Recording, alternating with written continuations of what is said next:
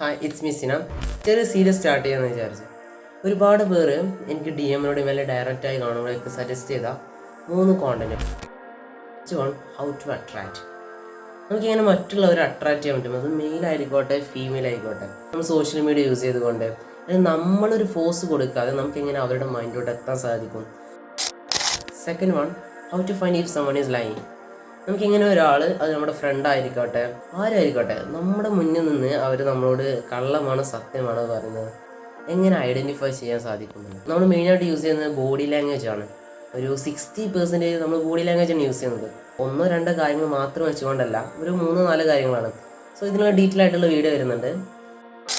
And third one, നമുക്കിങ്ങനെ ഒറ്റ നോട്ടത്തിൽ ഒരാളെ കുറിച്ച് മനസ്സിലാക്കാൻ സാധിക്കും. ബ്രാൻഡൊക്കെ ഒരാളെ കാണാമെന്ന് ഇമാജിൻ ചെയ്യും.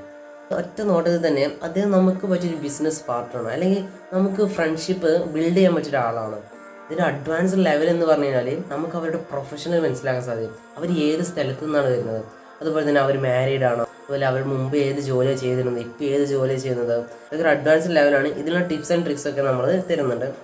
I M expecting all the support of yours. Thank you.